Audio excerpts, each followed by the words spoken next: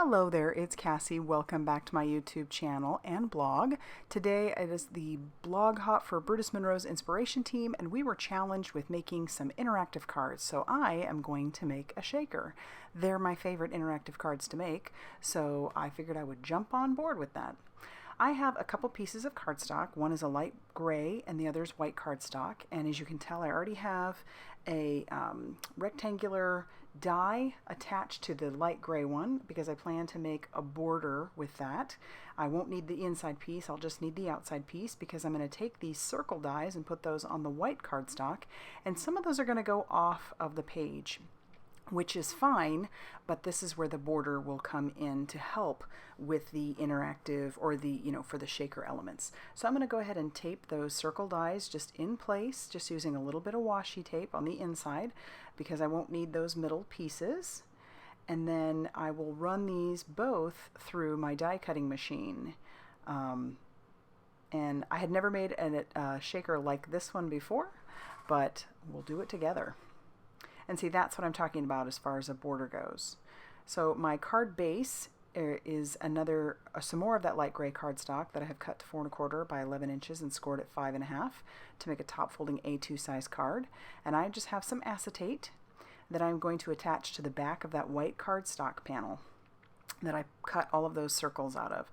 And I'm using some liquid glue. Typically, you may not want to use liquid glue when you're going to adhere some acetate down because that liquid glue might seep through, and sometimes liquid glue takes a little bit longer to dry. But this is the Ranger Multimedia Matte, and that dries fairly quickly. And if you just don't go all the way to the edges, you should be fine. So I'm just pushing that down to make sure that glue adheres very well, and then I will set that off to the side to dry.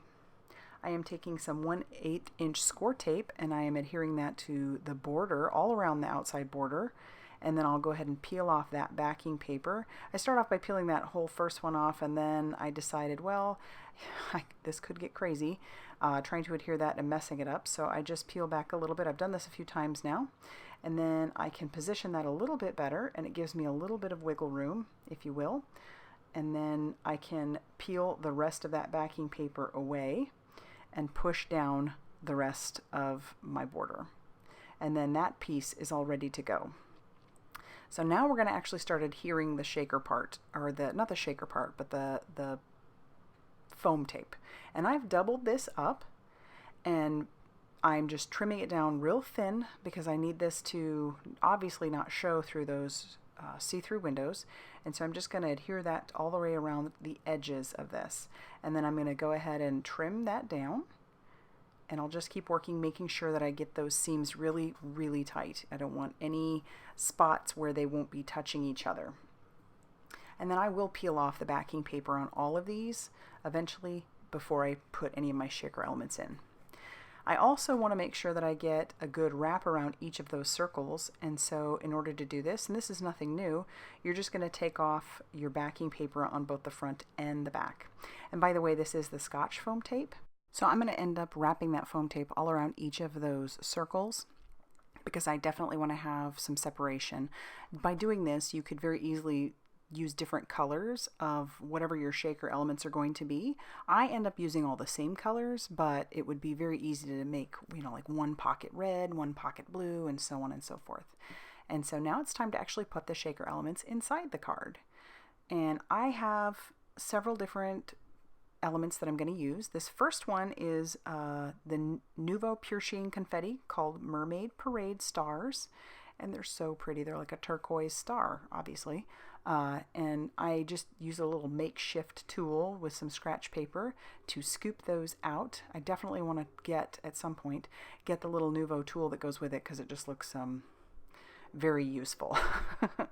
And then my second is the Nuvo Pure Sheen confetti in the purple organza butterflies, and I'll show you one because they're so pretty, and look at how tiny and cute that little butterfly is. Love them. And then I'm also going to use the Nuvo Pure Sheen confetti aqua flakes. So these are just flakes of confetti in the color aqua, hence the name, right? And then I'm also going to use these silver micro pearls from Brutus Monroe. And I'm just putting a small amount in each one of those circles.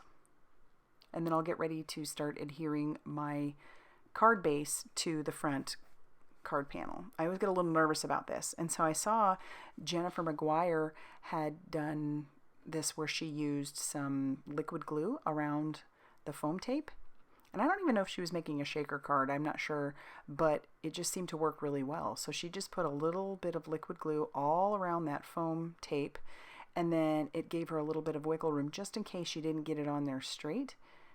She could kind of manipulate it a little bit, whereas if you just stick it right on top of the foam tape, that's it, son, you are on there. And now that I'm putting that down, you just want to make sure and rub really well all around each of those circles, and then I'll set that off to the side to dry. Moving on, I have pulled out this set called Paper Cranes. I love this set. It doesn't have any sentiments, but it's a great little set, and I am going to stamp this onto some heat-resistant vellum by Brutus Monroe. I'm going to use my my magic embossing bag all over that heat-resistant vellum to make sure that I don't have any of that embossing powder sticking to places I don't want it to. And then I'll ink up my paper cranes with the embossing ink. It's just a clear sticky ink.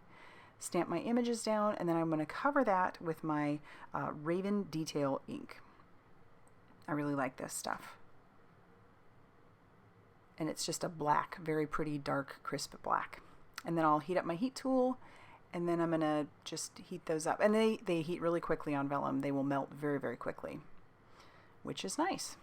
And then I'll do the exact same thing with my sentiment, just stamping that down, covering that with the embossing powder, and then heating that till that is smooth and melted. And that sentiment comes from the Feathered Friends stamp set. And now I'm going to trim down each of my vellum pieces. I do not want my adhesive to show through, because with vellum, obviously, it's going to be a little bit see-through. So I am sticking this through my Xyron sticker maker. And if I had been thinking, which I know now, and I'm going to pass this tip on to you, if you plan to do any fussy cutting or die cutting, you want to do that ahead of time, because trying to peel the sticker off after you've run it through is extremely difficult, after you've trimmed it anyway. And so I'm still all attached to those pieces of paper. If that makes any sense, I haven't trimmed them out yet. And I'm grabbing my Arteza Everblend markers, and I'm just going to color each of those little paper cranes using that light purple. And then I'm going to go back over it just with a couple spots with the dark purple, just to kind of give it some shadowing. And I'm only doing that in just a few spots. I was a little nervous about this because I have heard that embossing powder can ruin the tips of your alcohol markers. So I was extremely careful not to really get it on that embossing powder. I'm not sure if it has something to do with the alcohol mixing with the embossing powder and maybe it breaks it down. I'm not sure. But, you know, here we are. And it seemed to be okay. I peeled off the backing paper for my sentiment, and then I was able to just stick that down on the front.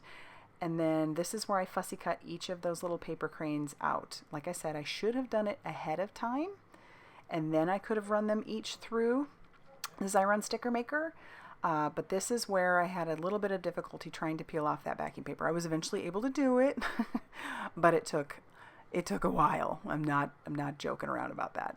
And then I'm going to just stick each of those cranes down on each of their places.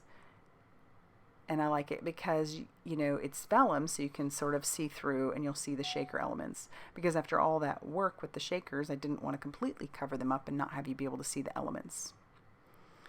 And that'll finish off the front of the card, but I do want to stamp on the inside of the card. And I should have done that ahead of time as well before I adhered everything. And that's why I'm having to use this giant block, but I have the Distress Oxide Ink Shaded Lilac, and I'm stamping that on the inside. And that is going to finish off this card. So if you liked this card, go ahead and hit the like button and subscribe if you haven't already done so, and head on back to my blog, because I will have links to all the rest of the Inspiration Team's blogs where you can check out the different interactive cards that they made. You aren't going to want to miss what they made. If you liked mine, you will definitely love theirs, because those people are very talented folks. So head on back to my blog and check it out. And as always, thank you so much for stopping by.